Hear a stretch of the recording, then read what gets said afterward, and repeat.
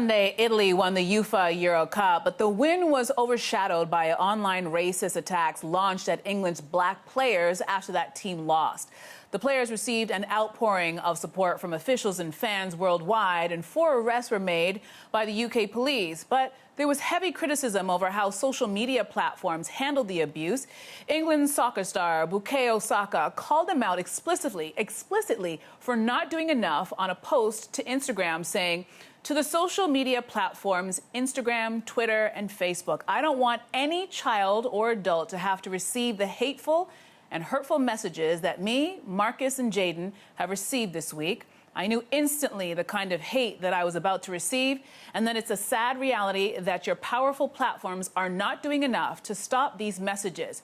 To talk more about this, let's bring in our Week in Review panelists. We have Neil Headley from the Snooze Button podcast, and we also have multimedia journalist and sports writer Wendy-Ann Clarke. They both join me from Toronto, Ontario. Thank you guys for being here this morning. Thanks for having me. Thank you. All right, so Wendy, I'm going to start with you. Welcome to the panel. I know it's your first time on the show. The Center for Countering Digital Hate actually found Instagram in particular failed in removing 95% of the accounts targeting black soccer players. What's your take on social media platforms doing enough to combat online racism and abuse? Well, I mean, if my job was to clean the garbage out of a stadium and I missed 94% of it, I wouldn't have come close to doing my job. These platforms are not just not doing enough. They're not doing anything, it seems, in a lot of ways, especially on Instagram. Black soccer players are subject to some of the most overt racism anywhere in sport. This particular occurrence is not just a one-off.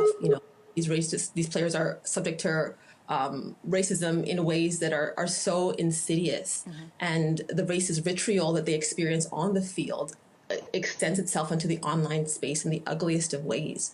Over the past 15 years or so, social media platforms like Twitter and Facebook and Instagram have been able to grow and amass incredible amounts of power and influence in society with very little regulation, very little by way of accountability.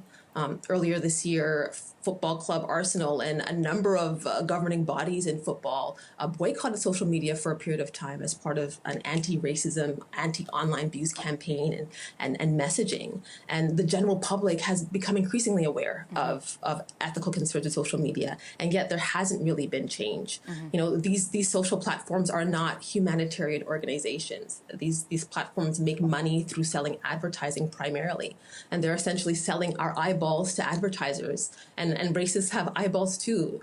Cracking down hard on the racist comments and activity has not been top priority, clearly. And the technology, I believe, certainly exists for them to do more, but clearly there's been a lack of will in that regard. I know, and you make a very valid point, because on some of those platforms, if you even post something that is, maybe a little bit of nudity, they immediately take it down. If you use a song that belongs to an artist, they immediately take it down. But this, they let stay up. So it's very interesting. Neil, I want to get your take on the situation. Look, social media is a cesspool. Let's start there. But social media doesn't cause societal problems. It exposes them. It unfortunately gives the most repugnant among us access to a platform. And sadly, those people take advantage of that platform. Look, if what happened with this soccer match was a surprise to you, if it was a surprise to you to learn that racism is a serious problem in the UK, talk to Meghan Markle for 15 seconds, and you'll get a very quick wake-up call. This is not the first time we've had this conversation, even in the last few months. What's unfortunate is that here in Canada, we tend to do this ridiculous thing where we look at racism in America and we look at racism in the UK, and we look down our noses at them as if it's not happening here. Hi, again, talk to Ethan Bear from the Edmonton Oilers for 15 seconds, and you'll learn that this is just as much a problem in Canada as it is everywhere else in the world. And yes, social media could do more to combat the problem, but all social media would be doing is hiding the problem. They would be pretending like it doesn't exist. It would allow us to open our social media feeds and not be confronted with the fact that we had a lot of work to do. Yeah, absolutely. And you make a very good point, because I was speaking with former professional soccer player Carl Fletcher, and he was saying that this is not just an England issue. This happened in Central America when he was playing. This happens in South America, and they do really heinous things to those players.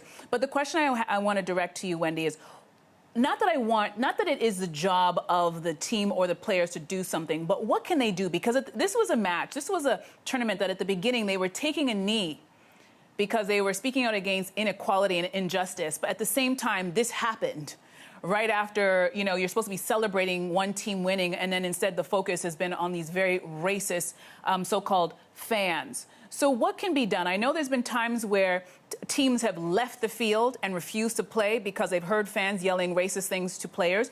What should be done on the team side of things or the player side of things to give them more power?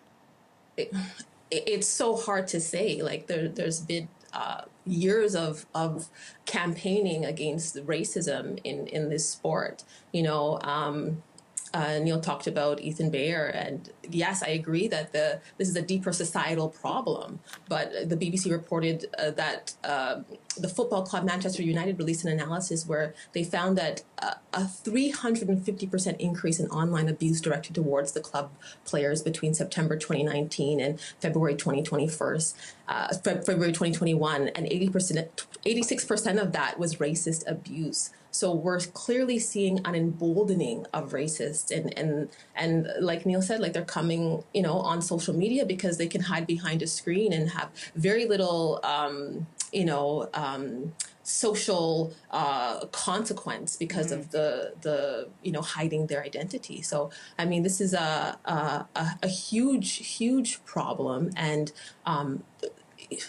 what more can we do? Like, that is the question of the day. We need to hold these platforms accountable in greater ways. There needs to be, government legislation and that sort of thing to crack down on this, because, if we're leaving it in their hands to be ethical, we're not getting anywhere. And we've seen that long enough. There needs to be change. Absolutely. Sadly, we are out of time. I feel like this conversation needs way more time, but we don't have it today. I want to thank you both for joining us for this conversation. From Toronto, that is Neil Headley and Wendy-Ann Clarke. Thank you so much for your time, guys.